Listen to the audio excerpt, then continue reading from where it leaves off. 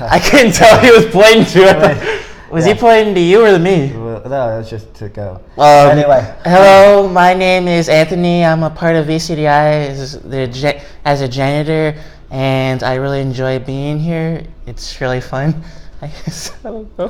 Hi everybody, my name is Brendan Wheeler. I go here at Vocational Coaching Development Institute, a day program for people with disabilities. Today we will be discussing with you on ADA compliance rules with people with disabilities and how they can either get around in the community, whether that be transportation, in the workforce, and voting rights.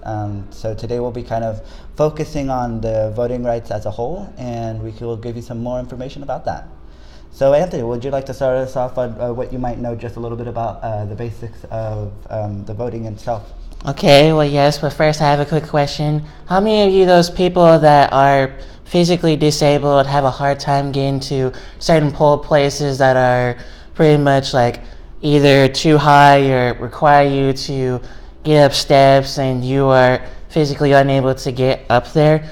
Well, that's pretty much what I'm going to be explaining, because the Federal Election Commission has deemed that a violation for inaccessibility for people with disabilities, and that pretty much sums it out as being unfair for people with disabilities, because they want to have their input on certain elections. You know, they want to vote for this person, they want to vote for this person, but they can't do it because they're physically unable to get up there, or the place is physically unable for them to get up there. And with 33.7 million Americans that are disabled, there are pretty much like 20,000 polling places that are inaccessible for people with disabilities. And some people might think that's not a lot, but if you factor in like the whole numbers for people with disabilities that aren't voting, that's pretty much significant, because they aren't getting their input on the election because of that, and they're pretty much not able to see their whole views as being understood, because they are not physically able, or the polling places are not able to let them in. They're not doing it because they're discriminating. It's just inaccessible, and that's making it hard for them to get in there. And Brennan, do you have any information on that? Yeah, we've also found out when I looked over some information, that a lot of them are in churches that are on like the second floor. A lot of them could be in basements of an old bank, or just inaccessible areas that are not really a lot. So when coming to that, just realizing the information that's out there, it's pretty interesting to realize that. It's really hard, because for me, if I was a person that has a physical disability, I would like to be able to vote, but a lot of them can't vote, and they just send home on election day because they can't get physically to a polling place. Yeah, and you wonder why people are upset with certain elections. Why didn't this person get elected? Mm-hmm. Well, why didn't you put your vote in? Because the polling place is inaccessible for us. We can't physically get up there. We have walkers, we have wheelchairs, mm-hmm. we have canes. We can't get up there, so we can't get our voices heard. That's why certain people are upset about certain elections, because they can't physically get there. Mm-hmm. Yeah, and so it just makes it, to have an opinion out there and to be able to voice your opinion is something really awesome, and it would be real nice to be able to get out there and say, hey, this is where we want our polling place to be. It's something where we want it to be able to be very accessible to us. We want it to be a lot more, because we like to be able to vote. A lot of people that are not able to vote, it's because they stay at home and they're like, okay, well, my voice doesn't matter because I can't get out there. I can't physically, get out there and go to that polling place. So, I mean, it's just really difficult, and that's really something to work on, for sure. And there's also something that we found on while we were looking up, even for people who are partially blind, like how are they going to get their voices heard?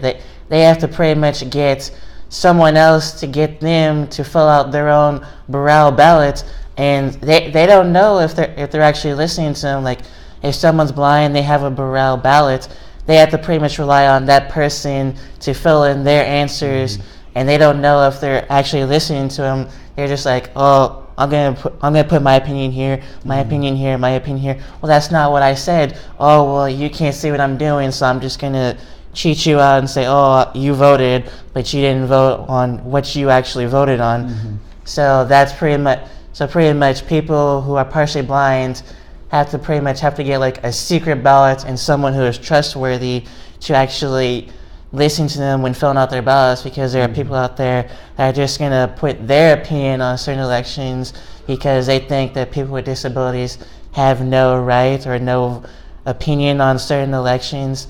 That's pretty much unacceptable under any circumstances. It is, because then it takes away the person's right to be able to have a peaceful and private ballot. Exactly. And that is just something that needs to be changed, and to be able to let people that are blind to be able to vote and to be able to put their voices out there in a secure and safe way should be something that's accessible to them.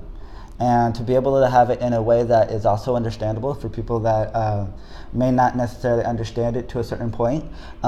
If they need, there should be places out there that, can explain it to them, about what happened, and what's going on out there, because a lot of them may just be not really informed and not really know what to write down there, and so they just write down any answer that is unaware to them.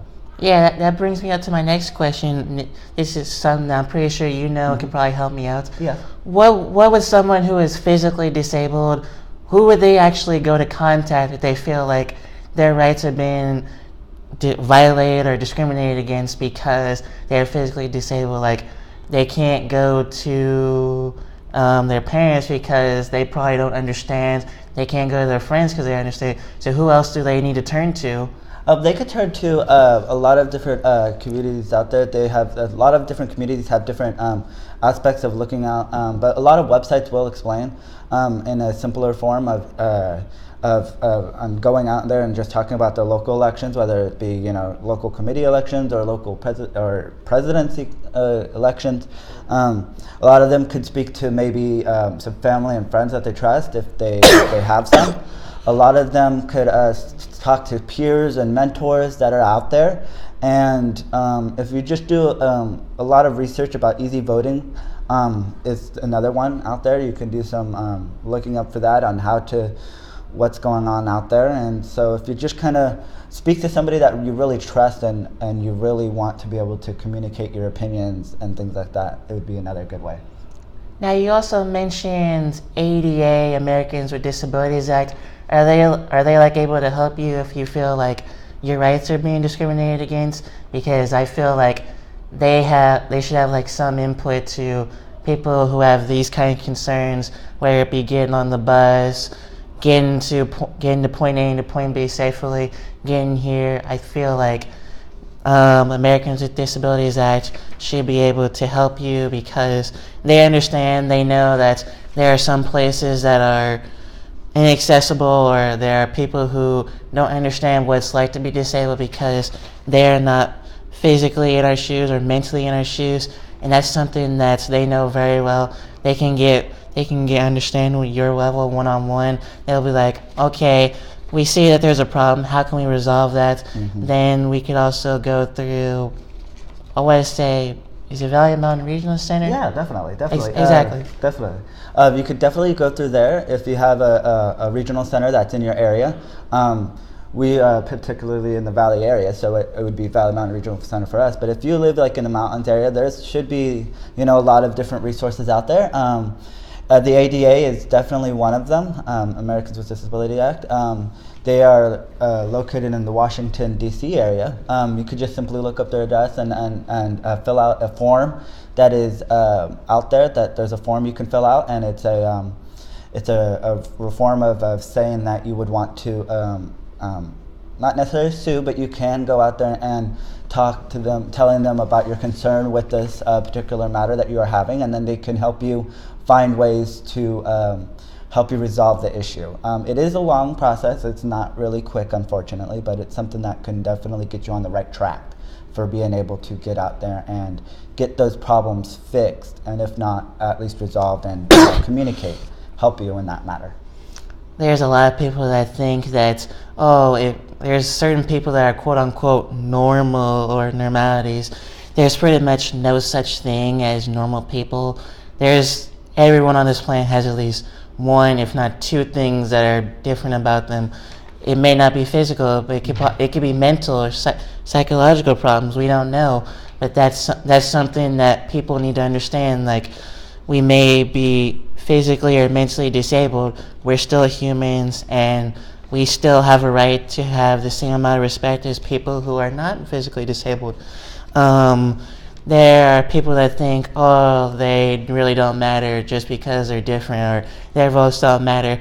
Me and my partner Brennan, we actually looked up a certain line right here. It says, people who have voted in discrimination, if people with disabilities who have voted and there are 10 million votes, that would have changed the whole landscape of the election. If you factor in like 5 million, maybe almost 6 million people that are physically disabled, if they all would have voted, the landscape of the election probably this year to all the way to possibly 2010, there would have been a significant change, because there are a lot more people, there are a lot more voices being heard, there are a lot more changes that are going to be met, maybe, but because they feel like their voice doesn't matter, we're still voting based off of feelings, opinions, and all experiences because of the last election. That's not how we do it. We're voting because we want change, we want our voices to be heard. We're making change, not just for our better good, but for other people who understand what we're going through. And that's just something that I feel that people with disabilities who are trying to vote to get their voices heard are trying to understand.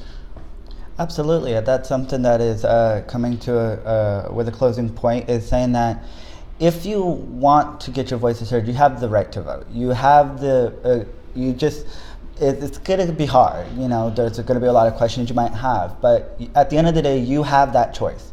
You have the right, and you should be able to make your voice heard. And it's something that is very passionate about. We're here, and we want to, help in, any way that, if you just got, simple things, and want to know more about it. There's a lot of information out there. And if you need help, talk to a friend, talk to a mentor. There is ways out there that you can find information. And you don't have to do it alone, because there is a lot of people that can help you. Are we going to end up? Okay, so we would like to thank you for listening to us, and we hope that you learned a lot. Trust me, this is informational, and a lot of people really want their voices heard but don't know how they can do it. So we hope that this video pretty much explains your feelings and explains what you need to do when casting out your votes or feeling like your rights have been violated. You know who to talk to now. So we thank you for enjoying this short little video, and we hope to see you again next time.